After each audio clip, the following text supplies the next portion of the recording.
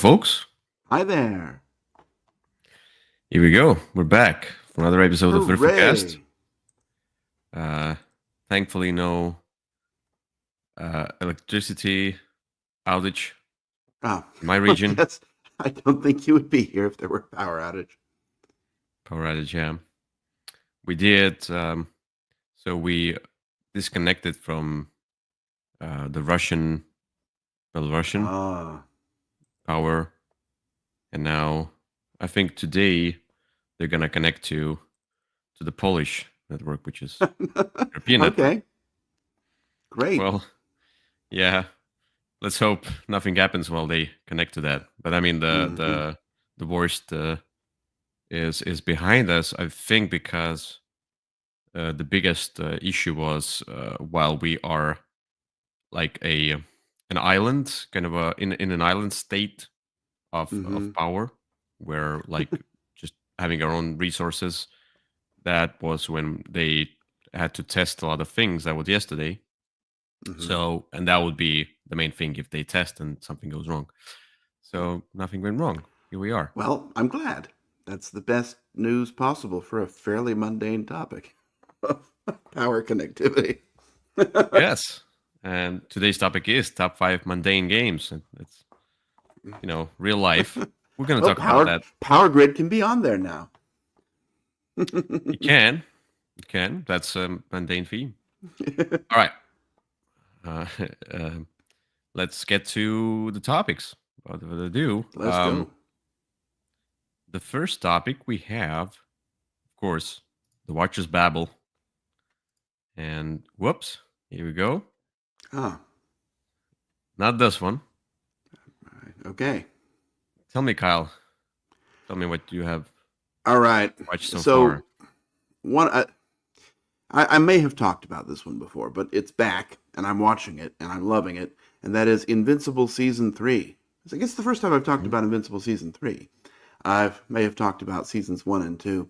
Again, Yeah. this is a comic based upon, well, definitely not Season 1, but this is based on a comic book series called Invincible, and it's one of the first ones where I watched the first episode of the show and I was hooked. It has a very spectacular opening in a very spectacular way. Hmm. And it made me, just I watched the first season, I binged that as quickly as I could, and then I got the comic and I read the whole thing just because I had to know what was happening.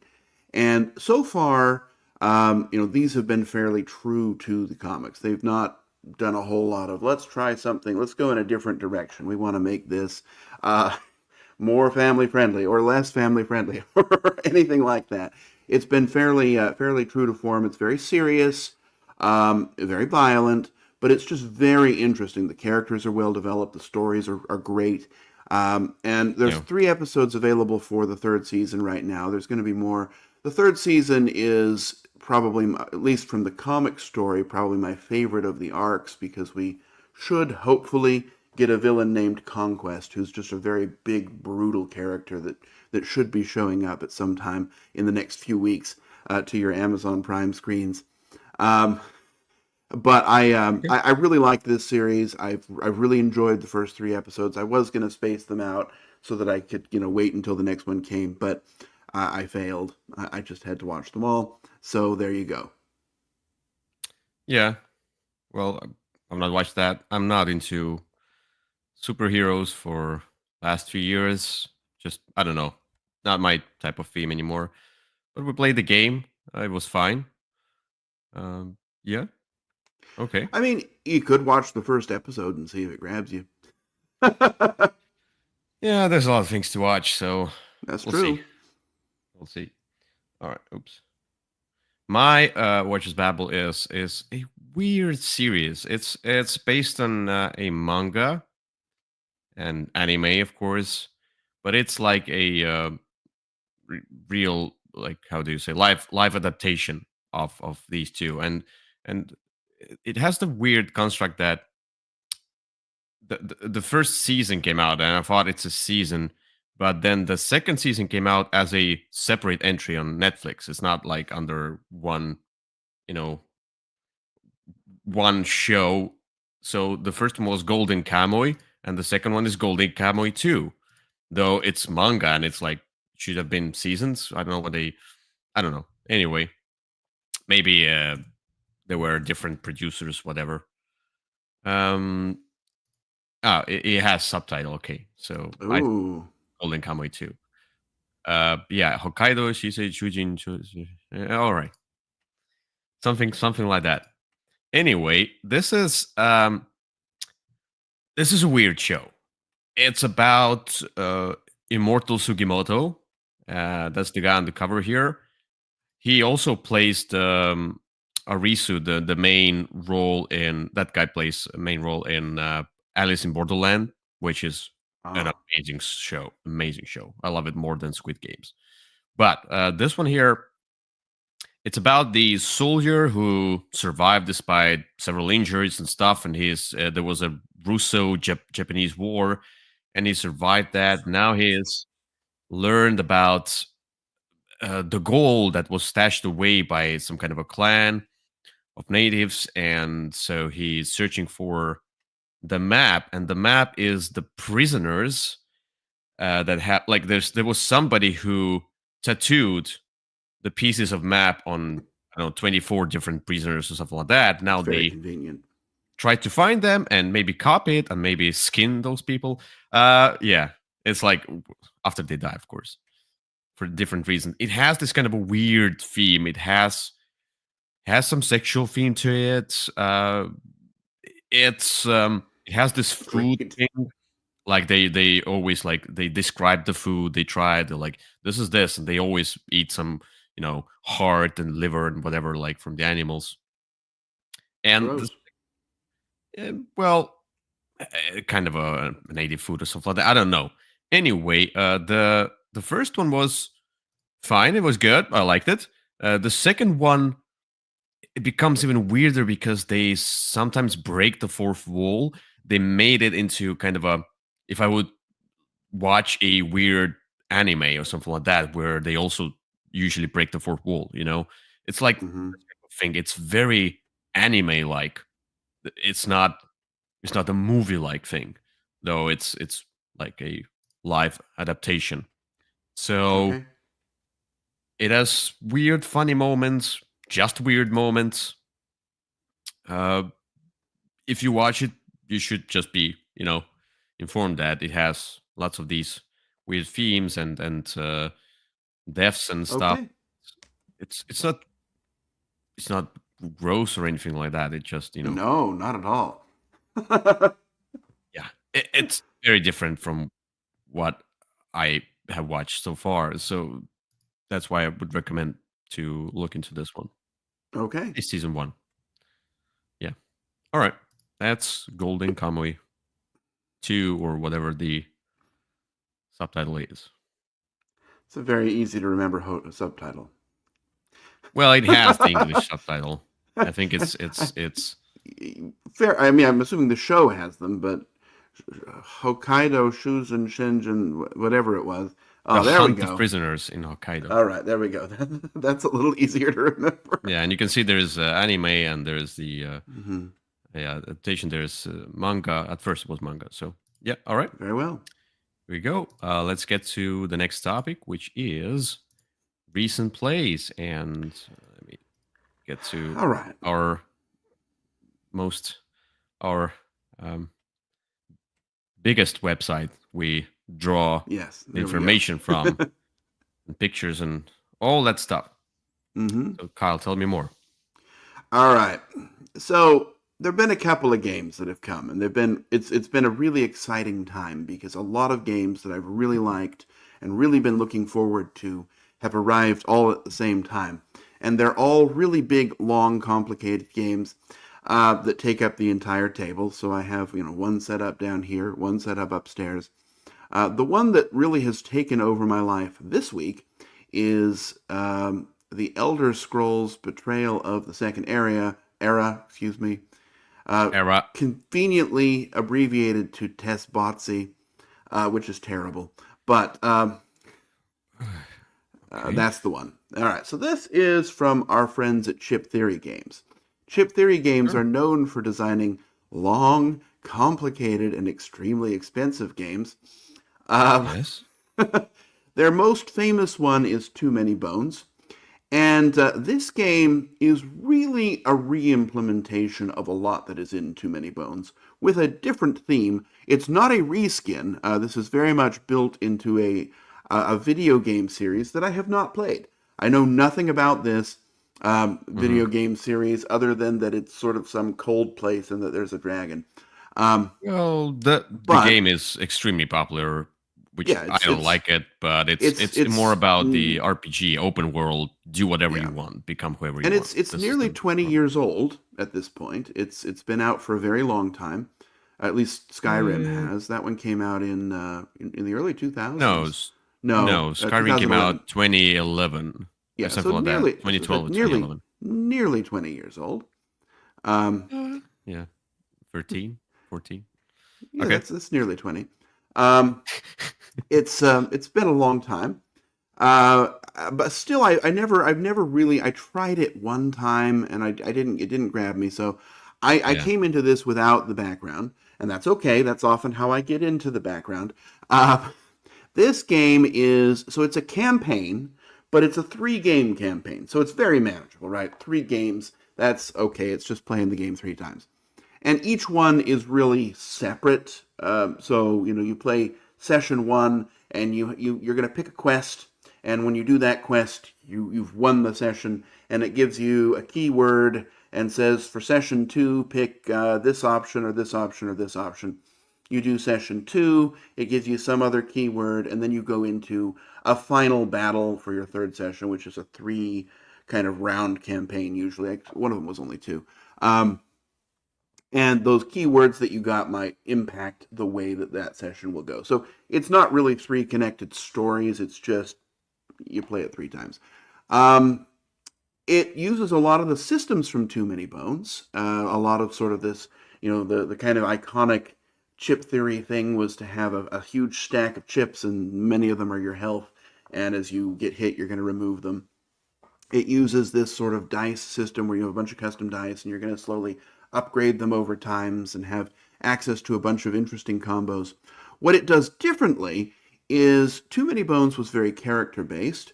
So you had, Mhm. this particular character who would have access to these things. This is very much build your own. So you start the game and you have a huge stack of races and a huge stack of roles. So the one I have upstairs that I'm playing with Victor, I'm an orc and a knight. And so, I'm sort of investing into things with swords and shields and rushing in and hitting, whereas he's an archer that's kind of hiding in the background and sniping from afar. But there's a whole lot of this customization of your character that's really quite fun, and really is the thing that keeps pulling me back in. I finish the campaign and I think, well, what if I tried that? And instead of being a sorcerer or a necromancer, I wanted to be a knight. And so, okay, how would that be different? What skills would I invest in? And that's really what you're doing. The story here is light. It's there. I mean, there's a story you're doing. You've got something that you're doing, but it's really more about building this character over time and trying the different things you can do. And the interesting thing here, as you can see on that picture, is you build the dice in from both sides. And what that means is you've only got those 6 slots. So if you invest heavily in a magic type stat and you put the other side as your stamina, well, you're not going to be moving very much because once you can't overlap them. So they kind of compete with each other for your attention. Mhm. And that's an interesting way to do it because it makes you sort of, everything you give, everything you push on is going to pull on something else. And you just have to know that going in. I can see this character, for example, it looks like is a 2-handed character with heavy defense. Those orange dice are the 2-handed dice. They've got lots of stamina, which means you can move faster and roll lots of dice. They've got lots of health invested and very little magic. And I guess that makes sense for that type of character. Um, And character, yeah. and so, that's kind of what you're doing. And I think it's just fantastically fun. It just I finish it up and I'm like, okay, I'm going to put this away and go back to Iridia or put this away and learn a new game about Atlantis or whatever it happens to be. And I'm like, well, or I could try it just one more time. And it's been a lot of let's try it just one more time. That was, and this is a game with a 95-page rule book. So it's definitely not for the faint of heart. It's long, it's complicated, it's expensive, but it's just really a lot of fun. Well, yeah. So a couple of things that you said about uh, you advance something, a skill, and then it detracts from another skill. Reminds me a little bit. It's very different, but Gentis or Gentis, whatever. It also had this kind of a you had these people, and if you add one more of that particular That's person, it true. detracts from another person. It has this kind of a going back and forth track, a dial, Yeah, something like that. that is actually I had not thought of that, but yeah, that's true. That is in there. I mean, obviously very different games, but Yes, yeah, yeah. But I mean, this particular mechanism reminded me Mhm. of it was a fun mechanism because like It is. I really need both on that same level, Mhm. but I cannot. Either there's three of those and two of those, or there's four and one, whatever. Yeah. The other thing is that you said it's about building character. Skyrim is about it's an RPG, so it's about building character that you can build an overpowered character.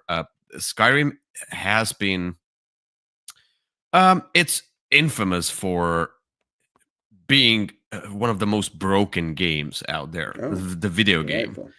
And people break it all the time by exploiting it. People exploit it because it's not a balanced game in any sense. It had several reeditions. The Skyrim came out, let's say 2011 or something like that, 2012.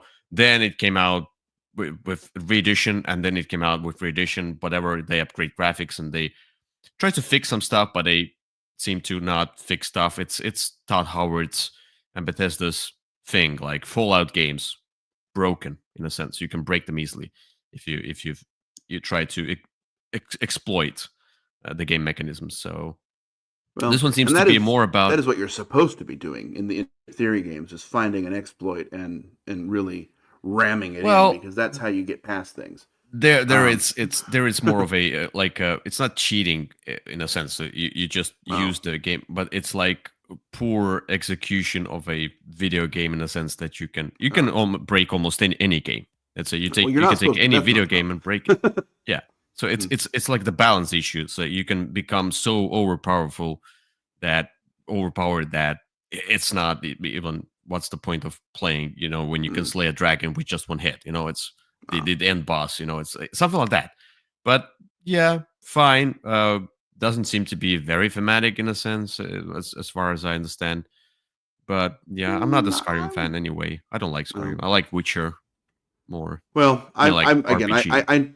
I approach this as a chip theory fan, and this is really a nice. It's a nice re-implementation and reimagining of Too Many Bones. It's Yeah. basically so Too Many Bones. Like I mentioned, everything was character. You had a character, and this character is a ranged character, and this is what it does. In this one, it's sort of a build your own character thing, and that's really quite fun. And then, like I mentioned, that sort of push and pull on the tracks. The interesting thing here is you can choose which tracks everything goes onto, so you can kind of customize. Well, I want this one to be unimpeded. I'm not going to put anything opposite it at all. And and I don't know. I've really had a good time with this, but again, I don't know Fine. that it's for many people just because there's a huge investment to get into it. All right. For mine, mm, I haven't played much, and Oh, so sad. but I did play. I finally met with one of my friends who I don't see often because he has several things going on. He went to learn something new, or some I don't know, it was IT based or something like that, like trying to get a new profession, and then he works, and then whatever has his own life. It's hard to get together with him to play something, but he is into those. He can play heroes and he understands heroes well. He can play them well and win, but he's like, another hero. I don't want to. I want thematic games. He wants those. Like he loves to play Nemesis with me or something like that. It's he wants games where it's not about just resource collection and going up tracks, even if it's thematic. So I was like, okay, I have a perfect game. And I realized that I played it with him before. He forgot about that. I forgot about that. But I proposed freelancers. I was like, this is a Ah, story game. This is perfect for you then. And still then not played this game.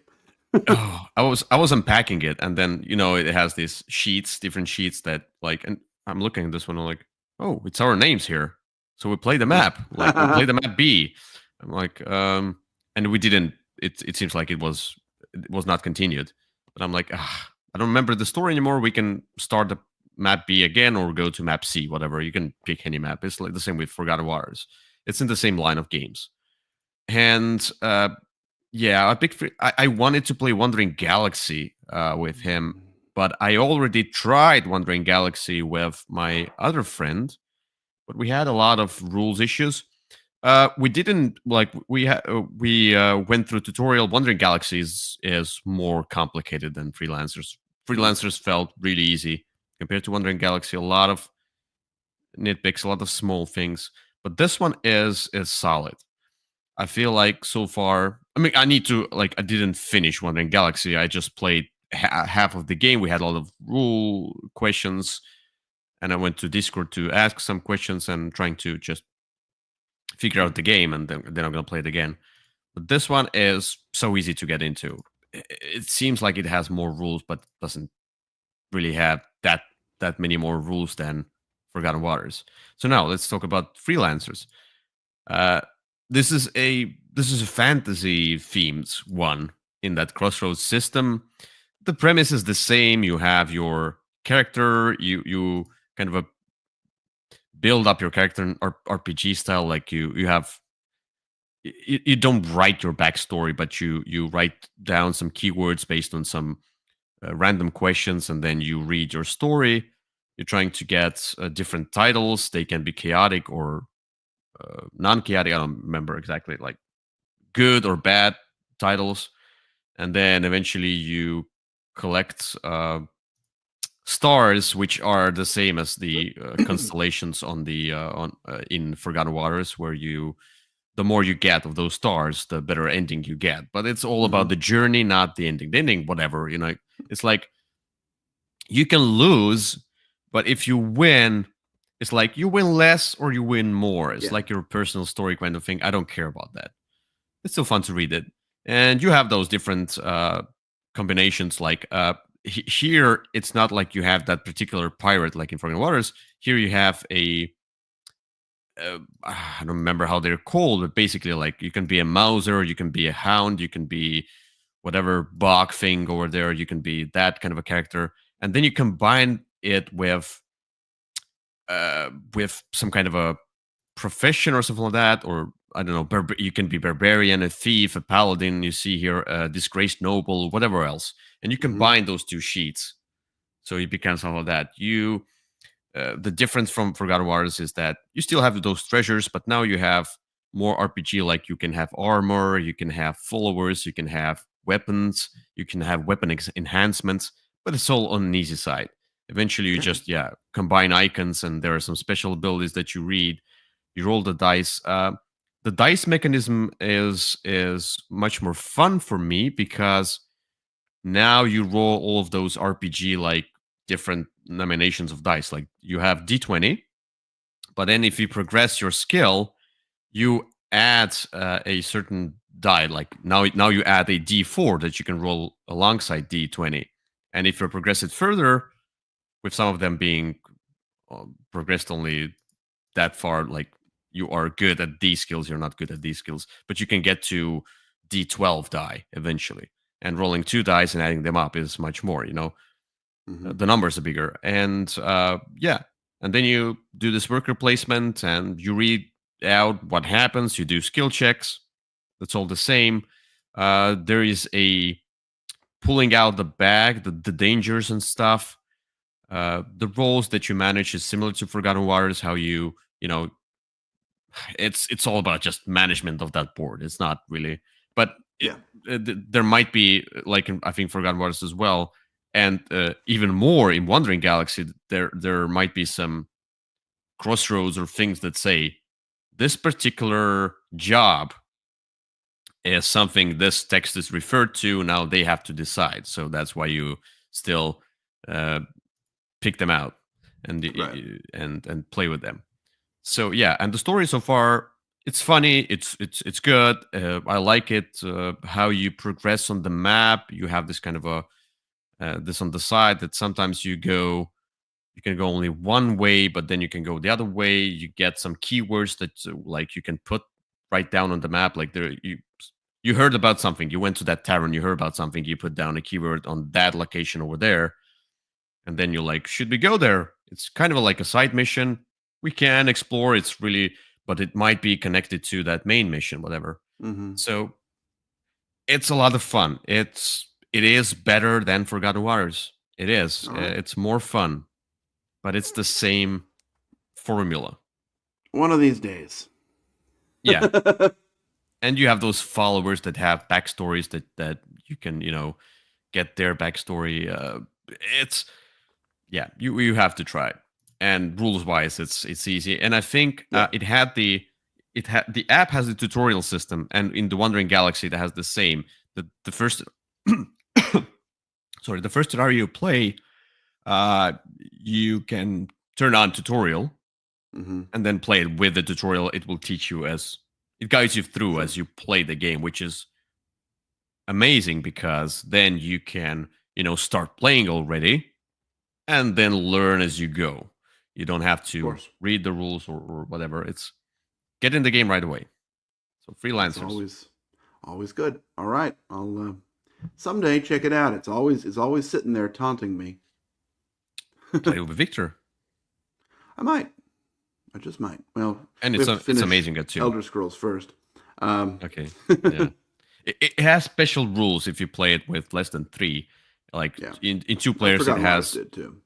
modifications to whatever you can do and how you do that stuff. And in this one, you kind of have a second character which is under your control, but it's a separate player in a sense, but it doesn't have any like backstory. It Mm, doesn't, it okay. yeah, it's kind of a how do you say dummy player in a sense that you control, Eee, but it's yikes! not it's not as bad because it's a story game, so it's not you know too mechanical.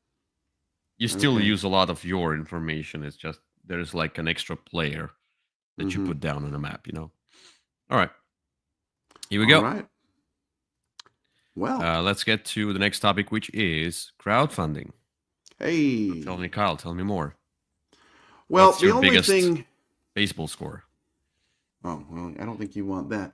Um, the game I'm Below zero? interested that's up for up for funding right now is another edition, a new printing, a new version, more content for Massive Darkness 2. This I is think it was on on GameFound. GameFound. Yes, it is. Massive Darkness. So, Massive Darkness Regular was a game that was This one, there. I You think. go. Yes. So, Regular Massive Darkness is a game that had some issues. It was a slow progress. You upgraded at a very slow rate. Massive Darkness 2 came out and threw all that out the window and said, well, let's do all the upgrading right now. Um, Mm-hmm. and it had interesting characters that all did something really functionally very different, had sort of their own mini games that they would use that kind of uh, matched their powers. And you would go through really just one. I mean, you could play as a campaign if you wanted to, but you could also play it as a one off. And you could, you'd be fighting these monsters. Sometimes a big boss would show up, and you'd be gathering your loot and upgrading yourself and getting better and stronger as you went through. It was sort of a, dice throwing, see what happens type of a game. Very kind of loose on rules, but really high on fun. It was in Hellscape was the second one. It was not really all that infernal, but that was just the name of it.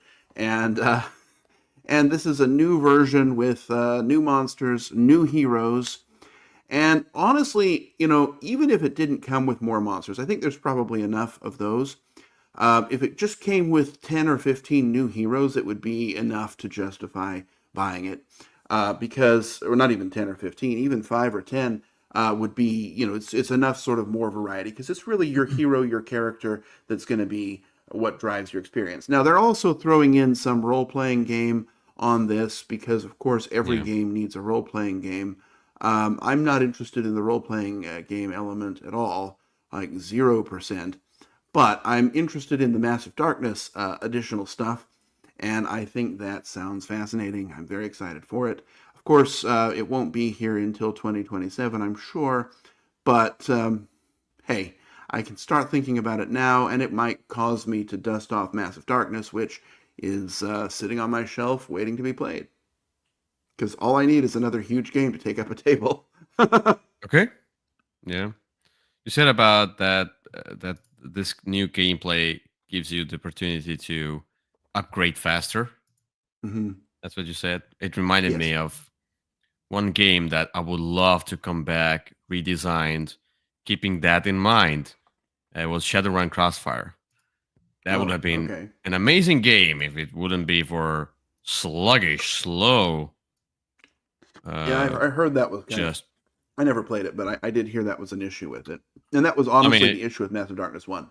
it's like you play 10 games and you get one sticker. I'm like, no, I want to play 10 games and then gain 10 stickers. It's like that's Well, that was anyway. so. Massive Darkness game one was play one game, gain one sticker. It was move up one skill. This one is take one or two turns, upgrade. Take another couple Yeah, of turns, upgrade again. And that's and what you so do. Yes. it's really and what it does is it's supposed to give you that whole campaign really in one session, which is great if you don't have 49 hours to play through a Okay. longer campaign. So Massive Darkness 2 is really good, and this is probably a new way to get it. All right. For mine, I didn't really see anything exciting, and It's a dry spell. Oh, well, well, I got an email about a particular game that I didn't back, and as I understand, they already shipped the first wave of that, and then they reopened the Pledge Manager. And I just wanted to mention that on this podcast that they reopened it because I was like, maybe I should back it then. I'm not sure yet, but I'm thinking about backing it for the second wave kind of a thing. any So ideas? it's a Nemesis Retaliation. Ah, yeah, they are shipping that. Yeah, and they reopened the Pledge Manager. Ooh, but that was a lie. They only shipped the old stuff. They if you bought regular Nemesis or Lockdown, they shipped that. It's the retaliation stuff hasn't really shipped. Well, yeah, but the thing is that they can It was a lie. like that they reopened that, so that's at least something. True. Anyway, uh, so this is Nemesis upgraded in a sense. That's what I feel. I need to learn more, but I love Nemesis, and this one seems to be going back to that original Nemesis and just reworking it in a Mm. sense. Has very similar looks to it, and I like how now this map is like modular in a sense. Mm. That way That's you more. don't know how big it's going to be. I don't know how modular it is, but it seems to be like you can go this or that way, and you can see you can have different connections, and Sure. it's it's more fun. It seems to be more Oh, fun. yes. It seems like it'd be more fun. It would just be an unpredictable table size. Yeah, which I don't care about if it's a great game and it has.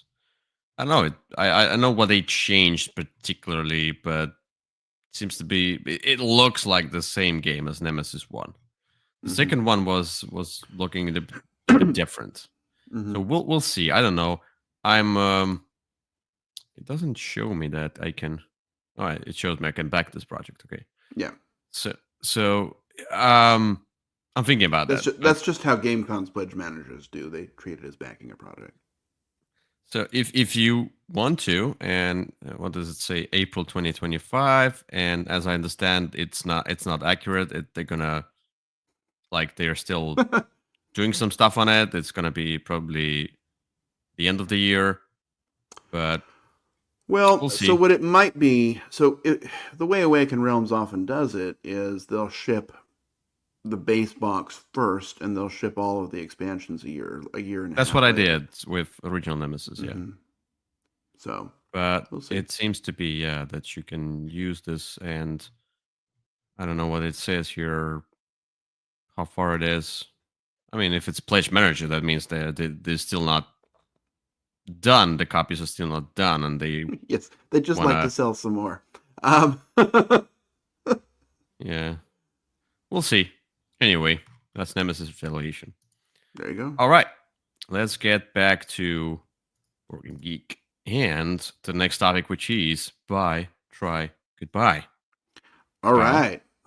So today we're talking about mundane themes, and so I picked 3 games with a fairly mundane theme that I checked, and at least you have not reported having played or rated online. Well, Um, we'll see if that's accurate here, but these are 2 kind of older classics and 1 more recent classic.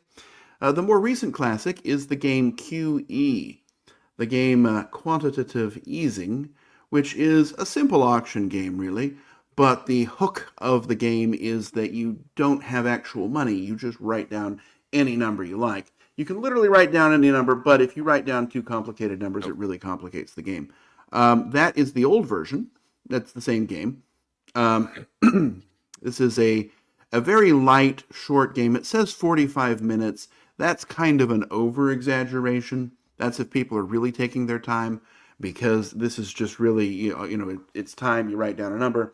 The hook being, of course, that at the end of the game, whoever has spent the most loses.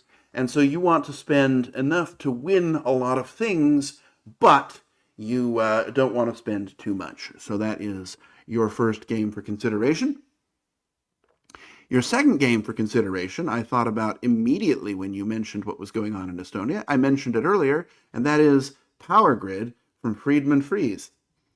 This is a game about running a power company, and you are spreading out, you're buying power plants, upgrading them, buying fuel for them, and spreading your power lines across, well, a variety of maps. It could be Germany, it could be the US, it could be Korea, uh, whatever it happens to be, and you're trying ultimately to have the most, I think it's money at the end, but there's a weird end game trigger, so you kind of are more jockeying for turn order. It's a very interesting market mechanism about how resources increase and decrease with supply and demand. But it's a classic, let's just say it like that. mm-hmm. And it kind of looks like one. And the third one we Yeah. have is a game that didn't make it to my list. I thought I would, but I felt it was a little too historical for our list. And that is a game about running a dressmaking shop, and that is Rococo. Mm-hmm. In Rococo, you are running a dressmaking shop in the Baroque period. And you are gathering resources to make your dresses, you're buying patterns, you're designing these ball gowns and outfits, and then renting them out to people so that they can go and parade them around a palace, so that you'll gain prestige for yourself. You're also managing your HR workflows and trying to position yourself, your outfits in the best possible locations. Yeah. And there you go. 3 kind of mundane themes: running an Yeah. economy, running a power Kinda. company, and a dressmaking business. Well, Rococo is a bit historic, but That's why it didn't make it to my regular list. okay. All right. But it So fits on this Power one. Grid, QE, and Power Grid, QE, and Rococo. So I wasn't interested in QE because you can basically uh, spend whatever money you can think of. It's like you can bid any money. It doesn't have any kind of a limitation to the money you have or don't have, which the idea that I don't like. People say it works, but I It don't like does. that idea. I like Okay. to have limitations to money. Power Grid, Welcome to yeah. life. Well, I've been asked to play Power Grid for in at the beginning of my board gamer journey, but due to Power Grid being ugly as hell and have an extremely mundane and interesting theme, that's why I skipped that one. And Rococo, well, the initial Rococo doesn't look good. The new one looks better. I would just like fashion and clothes. That's another one. Like, the theme. I don't know, but I played Pret-a-Porter, Hmm. whatever. That was fun. So I'm Yep. gonna say buy is Rococo All right. because it's probably the newest, and and then try is gonna be okay. I'll try QE. Let's say I'll try Okay. QE because it's gonna be, yeah, as you say, fast, and it's about True. bidding and I like economy. I like stockpile and stuff. And of course, goodbye to Power Grid. I don't think I need to try it. Some people say no, you need to try all the classics in the world. No, I don't. Look, people, games evolve. There are probably much better games than Power Grid nowadays. Though a lot of people will come here and say no, but it's No, nostalgia it talking. is very It's popular. nostalgia talking. Yeah, but I mean, like, Monopoly is popular, That's so it's true. it's it's not the argument. The Well, argument is nowadays we have better production, better knowledge of game design as a whole. So Power yeah. Grid, goodbye. Power Grid could be in use of a refresh. Let's just say that it has some of the worst paper Maybe. money that you'll ever experience. Um, Yeah, that's the thing. Uh, Redesign it. Maybe I'll try it. All right, that's it. there we go. Okay, let's get to the main topic of the Hey. day. And for some reason, I don't have it here. Okay, mundane games. Here we go. Top 5. Oh, here we go. Top 5 mundane games. Mundane games. I think we're talking about mundane themes, not mundane games. But um, Well, I hopefully they're fun mon- games.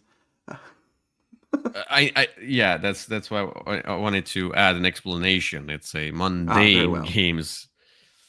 Yeah, but I didn't want to put mundane themes because I then we see. would talk about theme and not a game, so it's All contradicts right. what we talk about.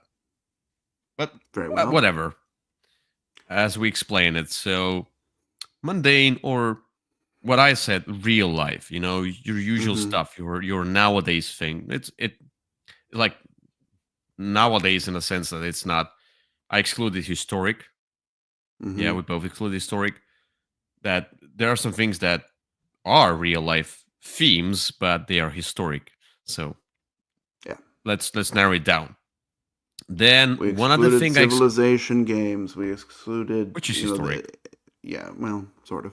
I excluded nature themed games for a particular reason because it's a separate topic, and like I want to be like I'm a human being doing this mundane work kind of a theme, Mm-hmm. and not this kind of a like earth or evergreen, like trees grew 100 years ago, they grow right now. It's all the same. Like, it's real life, but not the it's not this topic right here. it's Mm-hmm. it's it's nature I themed did. games. I did not intentionally exclude nature-themed games, but none of them made my list. Okay, because I was starting thinking about some stuff, and I'm like, Mm-hmm. it's not really like, it can be real It life, but didn't it can be, really fit, and I mean, I put some down, and then I thought, well, I yeah. I have enough Well, non-nature themed ones that I can talk about them. yeah, and of course, no fantasy, and it can be quirky. It doesn't have to be portraying real life as like as close as it is. It can be sarcastic in a sense, but it's you can Mm-hmm. find that thing in real life, in your no everyday life. So let's start with the list. All right, let's go.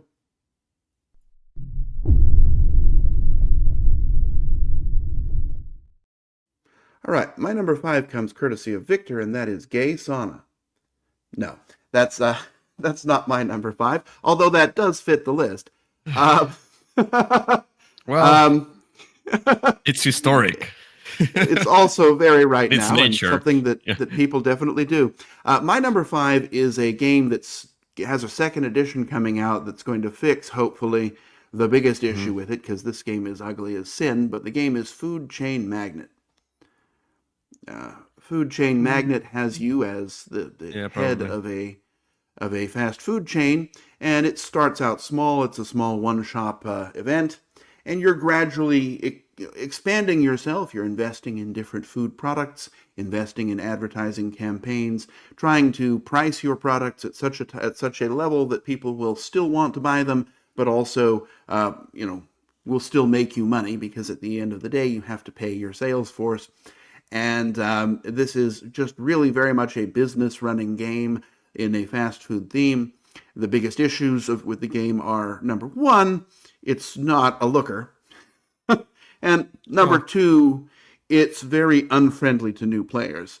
So I don't think number two is going to be fixed by the new edition, but number one, excuse me, supposedly will. It'll be a nice new fancy looking game that looks finished rather than prototype that's been published, which is where we are yeah. right now. But very mundane Okay. theme, but a really good game and an interesting sort of way to kind of battle it out economically with your opponents for an hour or two. Fine. Yeah. Not my type of game. No, All right. I wasn't suggesting it would be on your list. Yeah.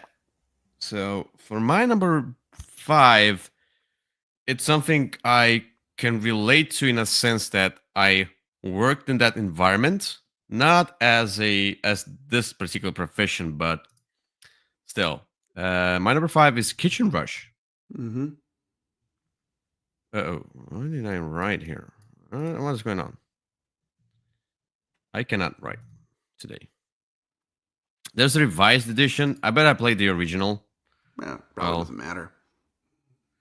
so Kitchen Rush is about running kitchen, a restaurant, and you Yep. have to fulfill orders, and then and it is like the big restaurants. They have a lot of tension and stress going into them. This is a real time game where you have to fulfill orders as quick as possible, but then you have to buy groceries, then you have to wash the dishes, otherwise you don't have enough dishes, and then you need to cook and put the items in the correct stove, like for correct amount of cooking time, etc. It's very mundane, it's very real life. I mean, it's a little bit on a sarcastic side, but Yep. yeah, it feels like you're in a kitchen and trying to cook for 100 people, and you have 5 minutes to do that. Mm-hmm. It's something like that. So, and the recipes and stuff, it's very much a La France restaurant, something like that, trying Well. to cope with hungry and angry customers. So the same game as mine, just a much lighter version.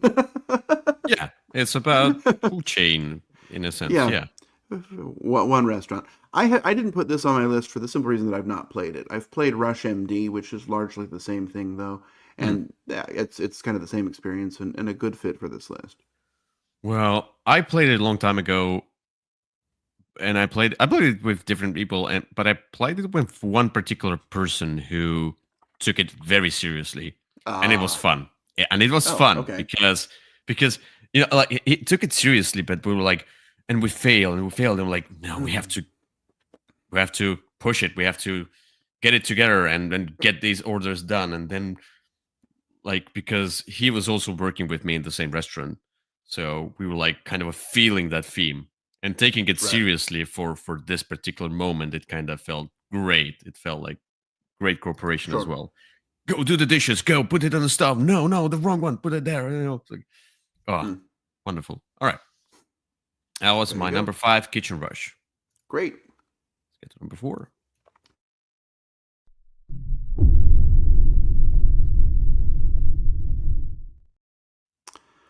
All right. My number four is a game you have played and a fairly mundane theme, but an interesting one. It's actually one of my most played games of last year. And this game is Distilled.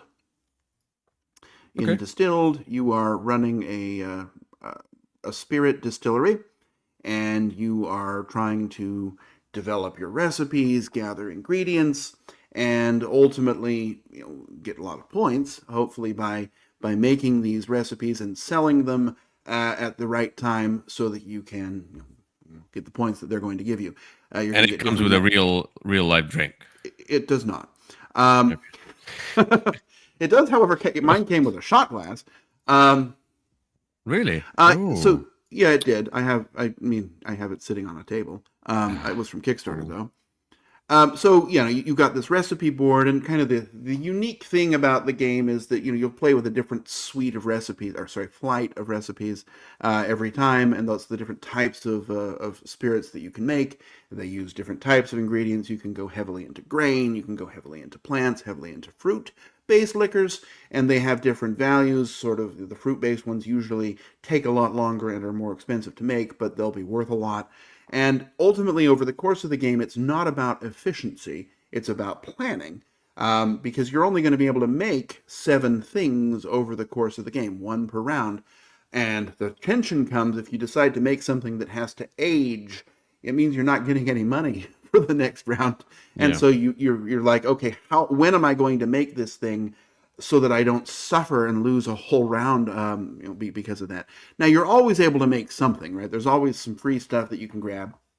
Really interesting mechanisms, but a very kind of beginner, introductory friendly game. It's not super complicated once you kind of figure out what's going on. A really interesting one, but a very mundane theme. Yeah, it is. And I have not played with like I played with the expansion, which is the Africa, Oh well, whatever, that's just different Middle sets of East spirits. expansion. Um, Yeah, and then I also bought the cask strong yeah, cask or whatever. yeah, and that one That's just adds the volatile dynamic markets, market. the dynamic But it market. all Yeah. I haven't done the dynamic market, but I have played with the ingredients that have special abilities. That's what I I want to am try out. I Yeah, like it. It just makes everything a little bit more complicated. So I would say well, just I'm because it fine with gives that. everything a special ability.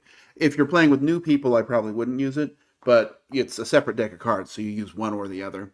Well, So it's I easy want to to play it separate. with people that played with me already, so they know Yeah, the well, game. So then it'll be great because it's not like they're super complicated special abilities. It's just get 2 points if there's another sugar here or something like and I that. think a new expansion is coming out. Cocktails now. You will be able to make Yes, cocktails that's as well. right. So That'll be it's interesting. I'll be interested to see how it different. changes the game. Hmm. Yeah. All right. Let's get to my number four. My number four is about a particular industry, which is very much a nowadays industry, and each year new stuff comes out. Each year we hear about this is more powerful and the camera is more powerful and Hmm. this new chip is more powerful. That's Smartphone Inc. There you go. I'm not in awe of this game. It's not an amazing game, but it's a good game, and I feel like it kind of brings it's abstract in a sense, but then again, it's thematic in a sense. It's like it's abstract sometimes and thematic sometimes, for me at least. But you Hmm. are trying to you're trying to build smartphones. You can build cheaper ones. You can go for more expensive ones. You are abstractly combining the different boards that you have in order to unveil uh, particular actions you want to do.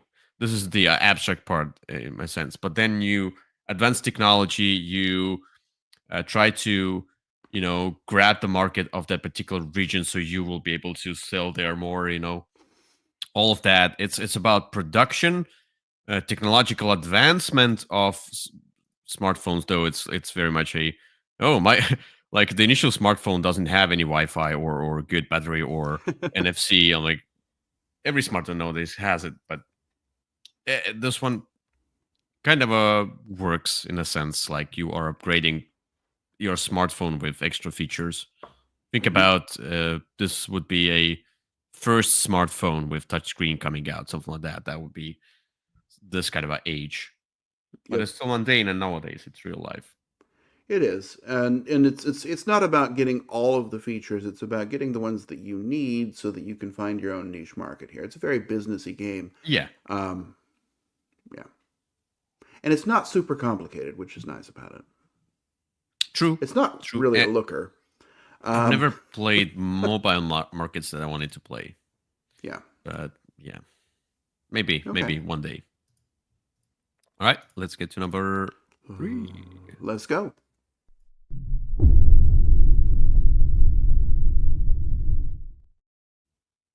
My number 3 is Mobile Markets, which is the card game version of Smartphone Inc. Oh, that I like just a little bit better. It's really no, the same game, honestly. It's just it does not have that map aspect to it, which is sort of the area, not kind of area majority I didn't like the aspect map of it, that much, so which it really kind of comes off here, but it's going to be really the same kind of game. You are developing your technology, you have customers that are coming out and they're going to want to buy things. And interestingly, the cheaper ones always buy first. So if you want to sell to the more expensive ones, you got to maybe price out the cheap guys, but that means that other people are going to be able to have access to that market if they happen to price below you. It's about sort of developing your technologies. You're limited to how many you can have on the smartphone. You cannot have them all. So you've really got to pick the ones that are going to work the best for you. There's special abilities to sort of help you with the market or and events that are going to happen. But it's really I mean I think if you like smartphone Inc., you're going to enjoy this one. It's just a smaller, slightly faster, definitely more table it's good. friendly game, and it cuts out the one aspect of Smartphone Inc. that I thought was a little bit extra was that map, and that's basically Hmm. just all that's missing here. Okay, and I saw there were more nowadays technologies in this one, like flip It's a little bit phones more and modern. 5G and 8K. I That mean, would click with me more. well, And yeah, flip phones are both now and then. Back in the day, yeah, they but I were mean, really like fancy too. it's even like if I would make a 5G 8K camera flip phone, something like that, it's like that Yeah, would feel like, ooh, that's the age I live in. Not the age, yeah. but that's the year I live in. Yeah. Well, it's not a looker, but neither is smartphone. And again, I don't know as to which one I would prefer. I definitely play mobile markets more because it's smaller, and it has one less rule to explain. Yet it still delivers a very similar experience and an enjoyable one. Okay. All right. My number 3 is a game that you might argue is not a mundane theme. Maybe, I don't know, but I would say it is. It's about preservation of the ocean and finding new species and you know, I don't know, defending or endangered species, something like that, and exploring the ocean. It's Endeavor Deep Sea. And Okay. the first Endeavor was a historic theme. Yeah, This you one definitely. is this one is a nowadays theme. You research the ocean, you Sure. preserve the species, you there's nothing fantastic in it. It's No, fully a nowadays theme. it is.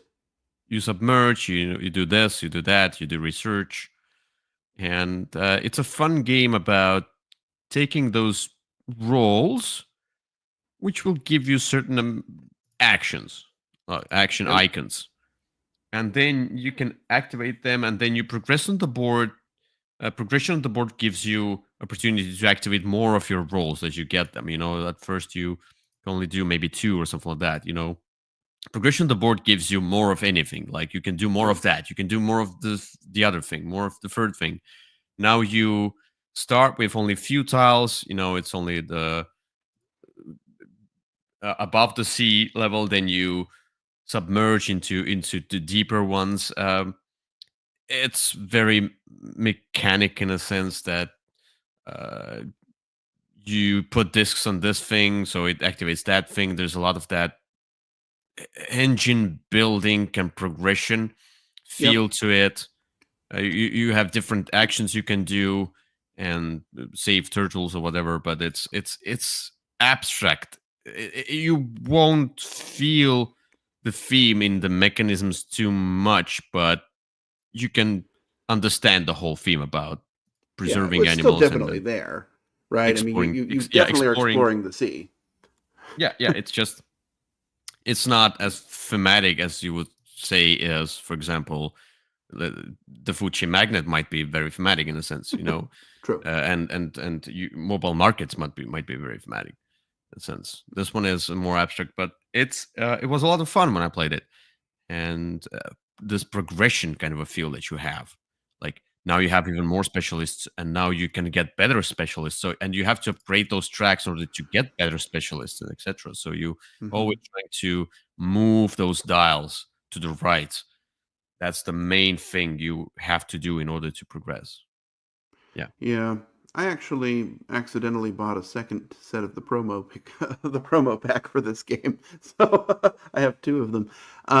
Yeah, I like this one. I like how fast it is. Right? I mean, it's normal game length, but the turns from one turn to the next, your turn is really fast, and I like that about it. I like Endeavor a lot as well. I like them. They deliver different experiences, Well, but this one is definitely more accessible. Um, I had Endeavor, and I like this one more. It just this one feels like it connects with me, connects with sure, the theme, connects with me. The initial Endeavor is yeah, like you connect stuff on the board, but you like do. And you there's no get points theme. for It's a themeless game. the theme is much more historical and much more remote. This one is much more thematic. This one, I like it. It's Yeah. good. I think it fits the list too. I thought about it as well. I just didn't put it on the list because I have other ones. Yep. All right. Let's get to number two. All right. Well, not in that sense. Oh, how's that? Piculian on That Olet or whatever. That's not that even on the is list. an everyday theme. Uh, Yes. All right.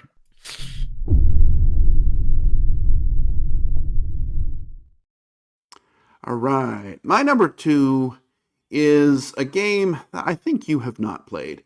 It is the most businessy of business games. This is about building up a harbor town of Le Havre. Uh, Isn't it historic? no, this could be building any harbor town. Um, you are not building any specific Uh, harbor. You are coming in. You have a very empty harbor, and you're building up the buildings. You've got your workers that are coming in. You're eventually trying to upgrade the ships so that you can build bigger and better ones, so that people can come in. You're trying to gather resources, which you're then going to upgrade and turn in for other resources. You really don't want to just collect and hoard all the cows if they're not going to do anything. You want to be able to turn them into steak and sell that steak to people for money, or give it to people to eat. The fun thing about this game, though, is that everything really works towards your end goal of having your points, right? If you need to mhm. borrow money, you can. If you need to pay off your loan later, you can. If you the buildings you buy, if you can just buy a building, you say, okay, I've got $20 or whatever they are, and I want to buy that building, you can, and that building is still worth those 20 points at the end. You haven't lost the money, you've just lost the cash. And so it's a really interesting game about really just trying to drive your own economy forward as you're kind of not cooperatively but working together to develop this town. And the interesting thing, of course, is every building that you build, someone else can come along and use. When they use it, they have to pay you a fee, and then they can camp out in there and prevent you from using it. And the only way that you can use it is to sell it off and take a loss Okay. at it. So there's an interesting sort of experience there as well. Now, I mean, you can't camp in there forever, but it is definitely something that happens. Yeah. The game says that it is playable from 1 to 5. The 5 is a lie. The 4 is a lie. Okay. It's playable solo as a mediocre experience, but it's really a 2 or 3 player game, and at both of those counts, it's Okay. great. But it's got a kind of a very running this town, developing this town theme that really is. You feel like you're doing it, but it's not all that splashy. It's a great game though. Fine. Okay. Well, I believe you. All right. You can find out anytime you like. You're Yes. going to keep that offer in your pocket just in case. Yes, I will. I will.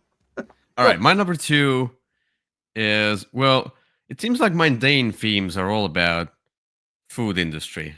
Not all, but This, many of them about food industry. So it's an Mhm. easy pick, to find amongst all the games. One of the more My number mundane two things you can do. is the game that is about nowadays coffee shops, and it even has those modules and stuff, or presets that you can build from different decks that have this kind of this cafe in Berlin here, this cafe in Hmm. Hanover here, whatever. I don't remember exactly, but something like that. And it's Seize the Bean. Oh, It's about still it's haven't played this about one. yeah. It's I really like it. It has a huge problem, and this huge problem, and it is huge, is that, It's not available anywhere. well, yeah, it's a small company. I have this kind of a all-in. They sent me the copy after I previewed the game, so, and Hmm. I'm in the game as well in the promo. I'm going to say it again, and yeah, I have this kind of the whole thing. It barely fits in the box. I mean, they Mm, had separate I hate boxes, that. but I tried to fit it in all in one box. They're not gonna. They said they're gonna reprint it, but they're not gonna do this kind of a huge production thing, because there are Sure. many things that are hard to produce, like sugar and milk tokens and those painted croissants and cakes and stuff. Those mini things, but the coffee beans, they're all a lot of. They might have a lot of production issues with that. I mean, they should tone down and dial down Okay. a bit. Not turn it to 11 with the production, because this game doesn't need that kind of a huge production, though it feels great to have it. Anyway, this game is about you having a coffee shop. It's a worker placement game, but you upgrade your workers' spots by grabbing those cards, and then you kind of add them to left and to the right, and they have different actions, and eventually you will be able to do, like, you put down one worker, but you can do four actions, four different stuff. It's how you upgrade your shop. And the coolest part is that you also grab people. You kind of grab their attention. You call them to your coffee shop, and then there's that queue segment, or phase, where you will create a queue of cards, and it has this kind of a deck building aspect to it, that you will, when you get new cards, you will shuffle them in there, and you will bring out your queue of people, and they have different needs, different coffee needs. If some might have a special coffee or special cake thing in need, so you have to spend more sugar, more coffee beans. But then if you have that special coffee icon or special cake icon on your board somewhere that you grabbed before, it will be cheaper for you, like a discount. And you get a lot of How that. discounts work? What? Yeah. Nothing. You get the shout out thing going from left to right, but the thing is that the more people hear about you, the more people will come into your queue, which can be a good and bad thing, because you might not have enough stuff to give them. Ah. They don't get what they want. At least they have basically the mandatory thing that they need, and then they have the secondary thing. Mandatory usually doesn't always give you something.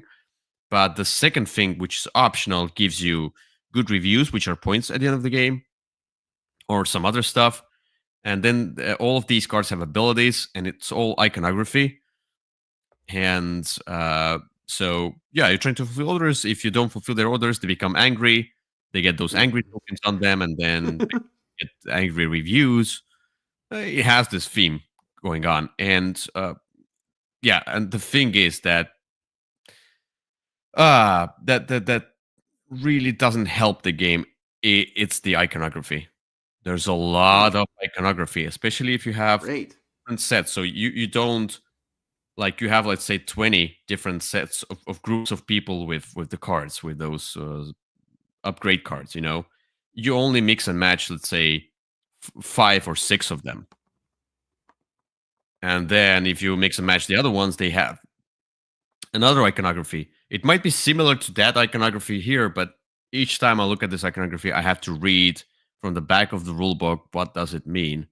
And some iconography is Wonderful. there's like too much text in it, and it's like you kind of understand it, but each time you have to refer to the back of the rule book in order to understand what this person does as a special ability. It's just not intuitive. It's very hard to get into that iconography. If you play it Wonderful. a bunch and you remember, yes, but who's gonna play it 6, 7, 8 times before they learn what that icon means? You know, it's like people are gonna play once or twice and they're like, "Oh, it's just too much iconography." They're gonna go away. Yeah. Make it. They wanted to make an international edition that everybody can play. So it's a language independent fully, but I would say, don't do it. Just do it Yeah. in one particular language. Put the text on the card. I It will agree. game. Uh, Put it in English. English is universal. And then, if the game is popular enough, the other Make a German partners version. from distributors, Yeah. they can pick it up, and whatever the Ravensburger picks it up and publishes it in Germany, whatever, I don't know, like French publisher publishes in that. Ah, Yeah. a good game, but with huge issue I hear of you. iconography. That's a problem. Huge game That's why I or a game you can't play. yeah, that's why I can get it on the table. Yeah. That's something if they do the second printing or second edition someday, they should just go on with the text. That's Sure. it. Forget the iconography. All right, Very well. let's Forget get to the iconography. final number one. Yeah, Let's getting go. there.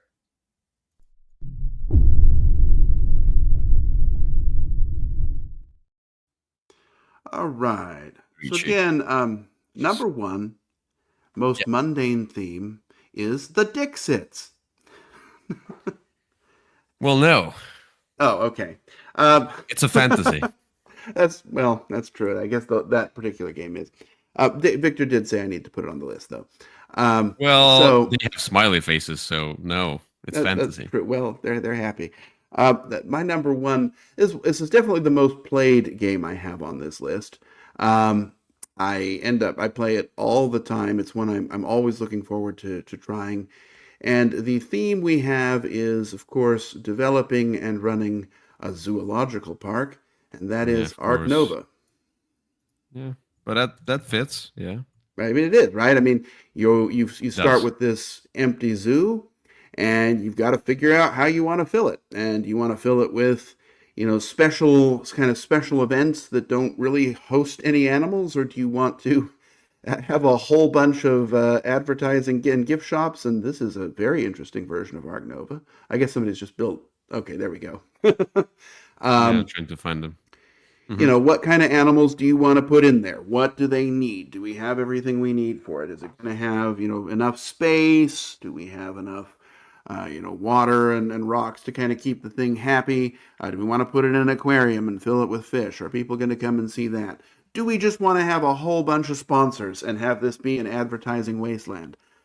We can do that. We can put a gift shop on every corner. However you want to do it, you're ultimately managing this zoo, trying to compete with other people to have the best one, and it's a game I'm just always in the mood for, especially at two players. At two players, this thing just sings by. Okay, it's a long game anyway, but it's a small travel game, as Victor and I proved playing it at the airport. Those two tiny tables. It's one I have just really it has a lot of love from people when they get into it. In many cases, lots of people really enjoy it. I certainly do. I'm doing my top 100 list, but this is definitely going to be near the top because it's one I always want to play, and it's one I play all the time. The board game arena version is fantastic because you can just it runs all of the sort of do I have this aspect of it so you don't forget anything, which is quite nice. There's a bunch of new zoos that just came out that each have different things. There was one that was kind of fun with kind of an AI. You can have it, make your zoo more efficient. And that kind of helps with your action selection down there at the bottom. The action selection is really fun. The expansion kind of gives you 2 custom actions that are going to be slightly better for you, which, is a little bit more fun as well. I just really like it. I'll agree it's not much of a looker, but it works. Everything in it is very functional, and it's just a great game and my number one mundane theme game. Well, yeah, the game that I enjoyed it. I wasn't impressed with it. Like, wow, like through the roof impressed with it. Uh, it's like around 7.5 for me. I don't feel like it's the one of the best games of all time. I feel it Uh, does something really well, and it does some other things not that well, particularly milking on that polyamino building the zoo. The scoring mechanism, I hate it, but it's my it's been personal. changed, but yeah, the one you Why when you then? played it, it Why do had you that rule. initially But do that? Yeah, well, that's the thing. and I don't, I didn't hate Stupid it, but thing I know some people did. And because it's it's the stupid. same. Like, It's exactly the same score mechanism. It's just now you add the points instead of subtracting. yeah, yeah. I was That's just looking up to see how many you should times have I've done played. it. I've played it 217 times, Well, which Kyle is a has a lot of lot. time. Yeah, Well, Kyle is like immortal Sugimoto. You can never die I until you can play all you the can always games. convince me to play a game of Ark Nova. Ark Nova and Summoner Wars, I'm pretty much never turning Oh, down. now let's wait for Ark Nova, the card game, Ark Nova Roll and Write, and Ark Nova, the dice game. There will be Um, those. There I, will be those. I'm sure of that. well, but what you notice though is that this publisher doesn't really do that. Foreland, there Well, isn't. somebody else.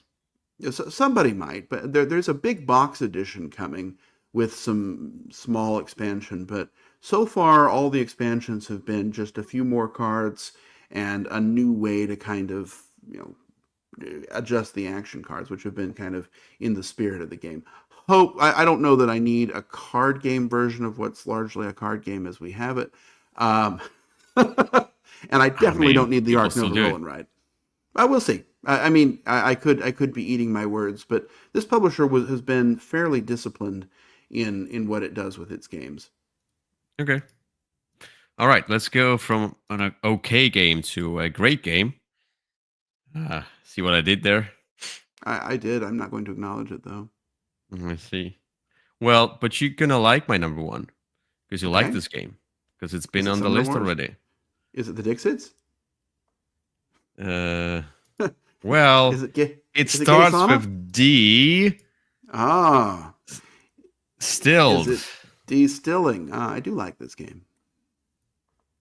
Well, yeah, I really enjoyed this game. I think it will grow on me even more. When I played it for the first time on the cruise with you, it was okay. Mm-hmm. Maybe it was you. Maybe it was just my Right. mood. We don't know. We never will. We never will. Anyway, yeah, I might have been tired, playing all of those different Euro games. It was Well, the first one we played. I was jet lagged. Something happened. Something happened. Uh-huh. I enjoyed it. I enjoyed it, but I was like, yeah, cool.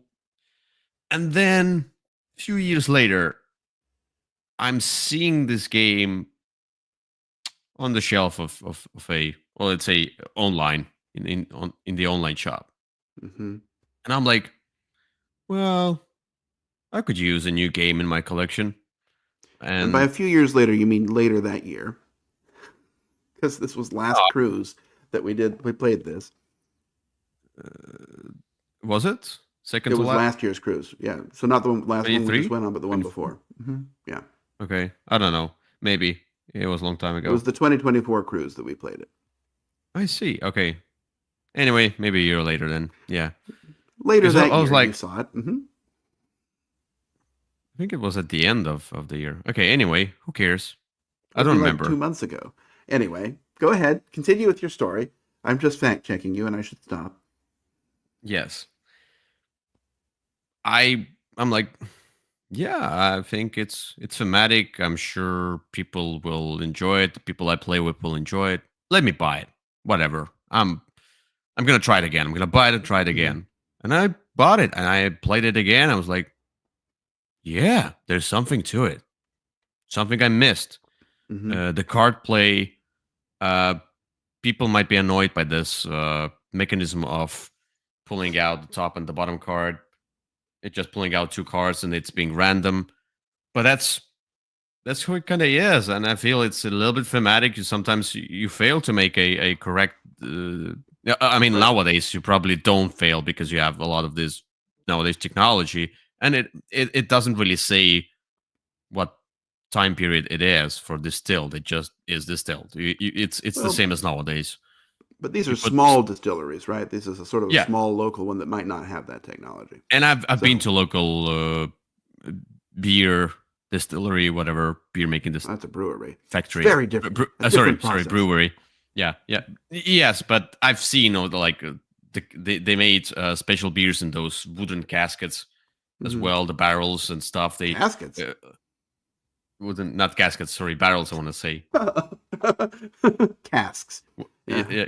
casks. Yes, sorry, Hmm. not not the Dracula drink. No, uh, yeah, blood isn't that.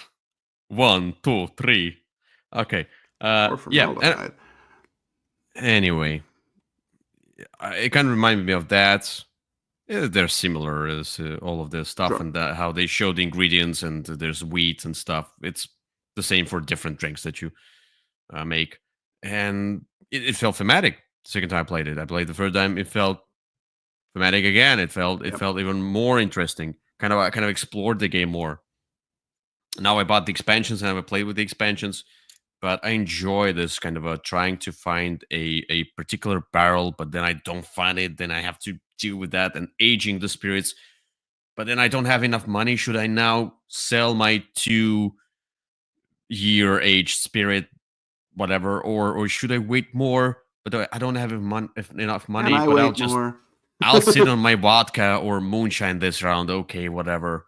But then you get some cards that will give you more money, like the same cards, and decision where like, okay, if I want to be sure to make tequila this round, I have to put in more of that sugar. It's like Yep. I'm overspending. I know, but I have to, and that's what I say to others as well. They're like, oh, it's random. Like you can mitigate it. Just put You can more of choose. the same thing. Yeah, put Hmm. more juice in. It's your choice.